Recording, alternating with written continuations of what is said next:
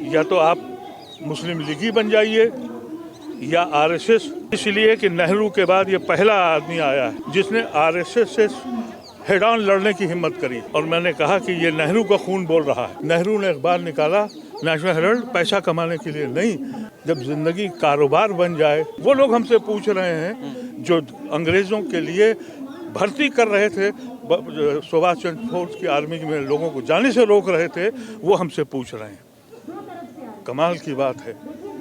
इसीलिए मैं समझता हूँ कांग्रेस ने अपनी राह छोड़ दी थी, क्योंकि कांग्रेस एक आइडियोलॉजी है। मुझे खुशी है कि राहुल गांधी ने इलेक्शन जीतने के बजाय आइडियोलॉजी को पकड़ा है, और आइडियोलॉजी जो है वही वो मुझे फक्र है। मैं कांग्रेस का मेंबर नहीं हूँ, हाँ कांग्रेसी हूँ। कांग्रेसी इसलिए हूँ कि उस वक्त दो ही ऑप्शंस थे, या तो आप मुस्लिम लीगी बन जाइए या आरएसएस के बन जाइए या हिंदू महासभा के बन जाइए।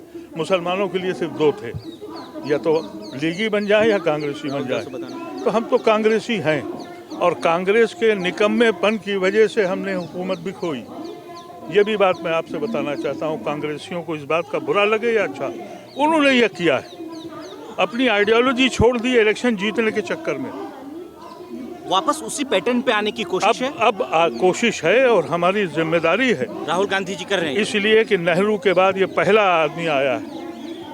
नेहरू के बाद ये पहला आदमी राहुल गांधी, मिस्टर गांधी जी, नहीं, पहला आदमी जिसने आरएसएस से हेड ऑन लड़ने की हिम्मत करी। Rahul Gandhi, talking about Rahul Gandhi. जी बिल्कुल।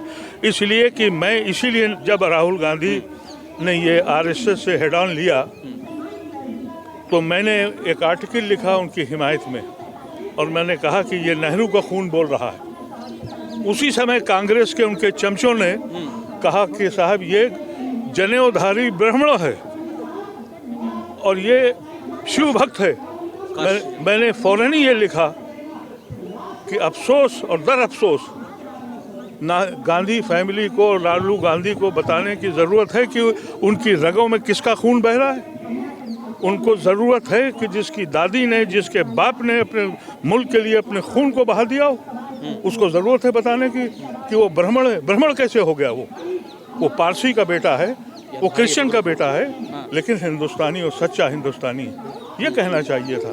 लेकिन अब राहुल गांधी का जो स्टैंड है, मैं समझता हूँ उसकी सराहना करनी चाहिए, और वही एक तरीका है उन लोगों को जो इस देश को पे कब्जा करके बैठ गए हैं, जिन्होंने इस देश के लिए कभी कुछ नहीं किया। सर, मैं एक लास्ट क्वेश्चन आपसे करना चाहूँगा।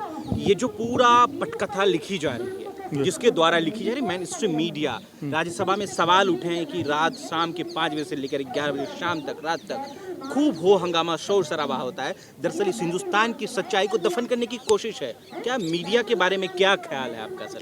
ये मीडिया तो अब है ही नहीं। मीडिया तो आप लोग हैं। अगर आप ना हो तो सोशल मीडिया है, नहीं जरिया निकला है ना ये। अगर आप ना होते तो ये इस मुल्क को ख़त्म ही कर दिया था इन्होंने, छोड़ा ही नहीं था। इसलिए कि मीडिया, देखिए अखबार का मतलब क्या होता है। गांधी ने अखबार निकाला हरिजन, पैसा कमाने के लिए नहीं, दिमागों को, जहन को तैयार करने का। मौलाना आज़ाद ने अखबार निकाला अल बिलाग अल हिलाल, पैसा कमाने के लिए नहीं। नेहरू ने अखबार निकाला नेशनल हेराल्ड, पैसा कमाने के लिए नहीं। अखबार पैसा कमाने के लिए नहीं निकलते थे। अखबार निकलते थे, और जो जर्नलिस्ट होते थे वो जहन को तैयार करते थे, वो एक खाका तैयार करते थे अपनी कौम के लिए। अब महाजन उसका ज़रिया बन गए कमाने का। जब कमाने की दौलत आ जाए, यहाँ तक स्कूल, कॉलेजेस, सब कुछ अब कारोबार हो गया। जब ज़िंदगी कारोबार बन जाए तो इखलाक ख़त्म हो जाता है, और फिर इंसान नहीं वैशी रह जाता है। हम कैसे अपने देश पे भरोसा करें जब इंसान को मारकर जश्न मनाए और मंत्री हार पहनाए, और फिर हमसे कहा जाए कि तुम कहो कि तुम देश पे तुम्हें बड़ा फ़ख्र है। नहीं फ़ख्र है, हम शर्मिंदा हैं। हमारे समाज में ये भी होता है कि मंत्री उसको हार पहनाता है जो किसी का खून करके आता है। ये हमको बोलना चाहिए। हम भी जाएंगे, हम तो तय करके बैठे हैं कई मुकदमे चल गए हैं और भी चलेंगे, क्योंकि हम देशद्रोही हैं।